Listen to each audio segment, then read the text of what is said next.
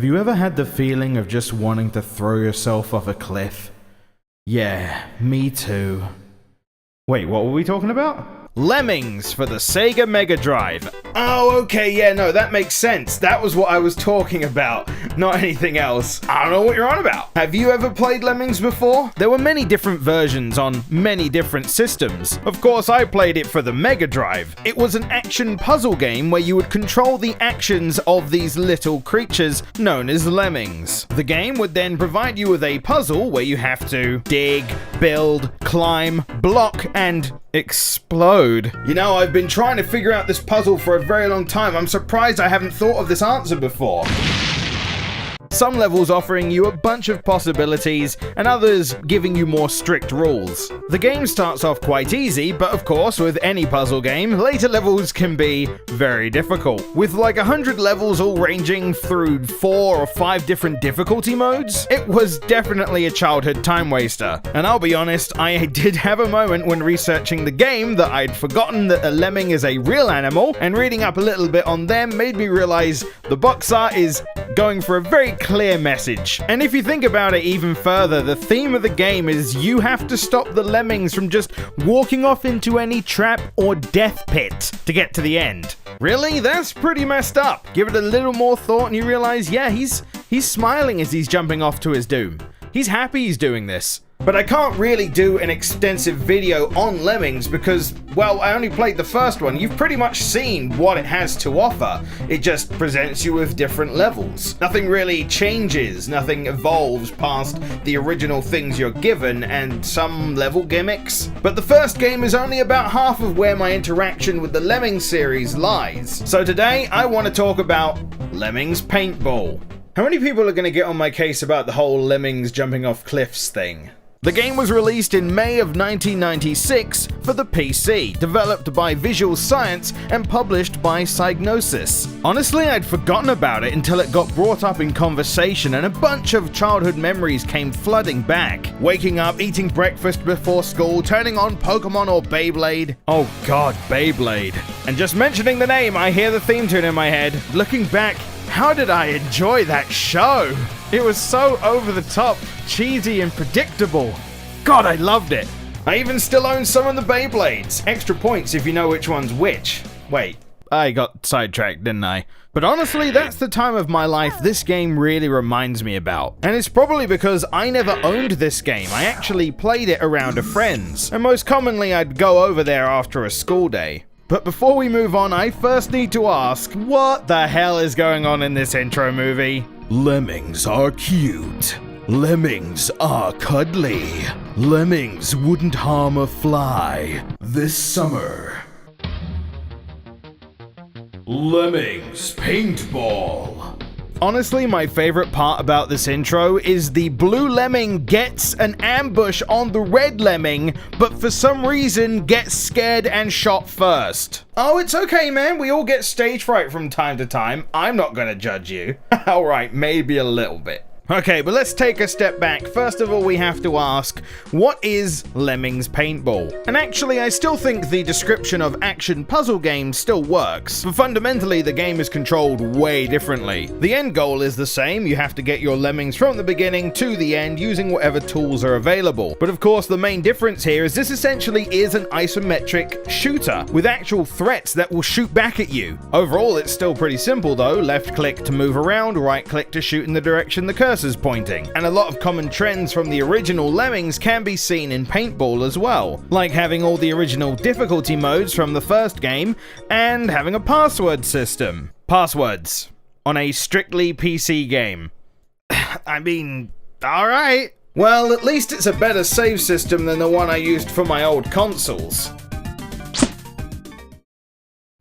The difference between this and the original is mainly where the tools lie. Where the original gave you the tools to interact with the world how you like, this game presents to you all the tools on the playing field already, you just have to decide when best to use them, as well as keeping an eye out for enemies and traps. The only tool you have, which you can use whenever you want, is your paintball gun, but that's limited by your ability to aim and your remaining ammo. Which brings me to my next point. And I know this is going to be a bit of a no-brainer, but man, this game feels feels old. And I'm like, no duh, released in 1996, I get it. But sometimes you just have fond memories of something, and maybe you didn't realize that the controls were clunky, or maybe they weren't for its time. Or maybe back then we were just happy with what we had and we brushed aside all the little things that got to us. It's like, man, I just remembered you being more fun, you know? Though overall I'd still say I enjoy the game, it's certainly not without its faults. Let's start with movement. It can be a bit clunky, and for me personally, I blame that on the fact that the cursor is just too damn big. Precision movement is not the game's strong point, especially with shooting as well. Again, it could be the cursor. I swear I'm on point, but the shot just goes flying wide. And it's not the only time this game fights back. I swear the pathing system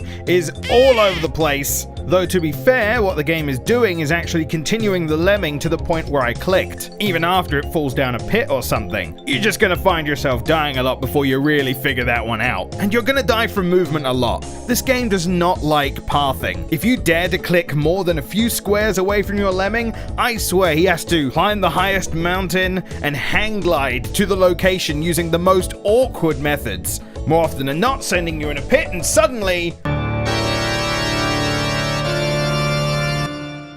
Well, geez, that was overly dramatic. I mean, I guess I get it. Those lovable lemmings put their lives in your hand and now they're dead! The large cursor is most notably annoying on levels with various heights in its terrain. That's when the pathing just gets really weird and throws you into fire. And that's probably due to, no matter how much you want to believe that it's a strict grid system, you can actually walk diagonally on these squared tiles. Taking your time with your actions can help you avoid most of these problems though. Sure, it can slow things down a bit, but I don't know about you, but I would rather go a little slower to ensure victory over just, well, seeing this all the time.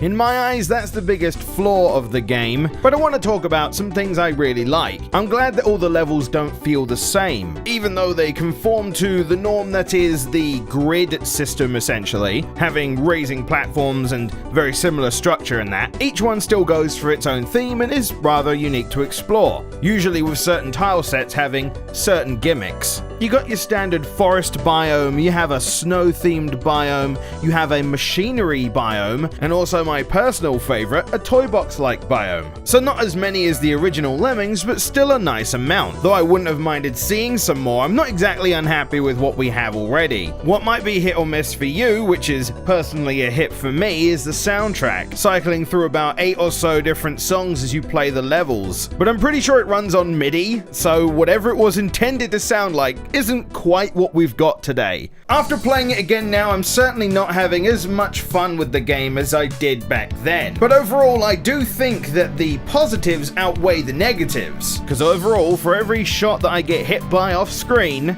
which does happen, it's frustrating. Sometimes you will start with lemmings in 2 different areas and you have to pay attention or one of them's gonna get hit. What's rarer but worse is sometimes the lemming you're controlling can be shot from an enemy you can't see because the camera isn't scrolled out enough. Despite that, and I imagine that would be a deal breaker for some people, I found myself enjoying the game enough to push forward. It might have been because of nostalgia, I admit that fully, but there's just something charming about the game. It has cheery music, it's colourful, the lemmings are adorable. There are over 100 levels and some of them get insanely difficult towards the end. But all of them offer a very interesting challenge for me to try and overcome, whether it be level or enemy placement, or the various clunky nitpicks I have, getting in my way and killing all my lemmings. I can just imagine someone arguing with me about that last statement. Oh, how about stage 1 then? You only had to click once. Was that challenging for you? Oh my god.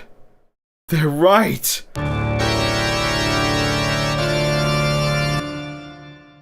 So that was Lemmings Paintball, definitely an interesting title from my past, and it was really enjoyable to play the game again just because it brought back so many good memories, and honestly I do enjoy the game, but it just shows to me that no matter how much we really enjoyed a game back in the day, sometimes they just don't stand the test of time. To be fair, I got this pretty cheap, so if you find it at an affordable price, I do recommend the game. Surprisingly, it still works on Windows 7 with no issues whatsoever, but those were my memories of of Lemmings Paintball, and I guess Lemmings in general. Have you actually heard of Lemmings Paintball or played it yourself? Because when I mentioned it, no one had heard of it, and if they had, it was only in passing. I am curious to see how many of you have actually heard of it. The real puzzling thing is, how am I going to end this episode? How many episodes have I ended with random explosions now? Too many, probably. Shout out to my Patreons, guys. Thank you for supporting the show. And if any of you watching would like to support Pixelated Memories as well, links available in the description below. Thank you for watching this episode of Pixelated Memories. If you enjoyed, please give the video a like and subscribe. You can also check out my most recent video on Sonic the Hedgehog ROM hacks, or check out an edutainment game I played also from my past about the Zombinis.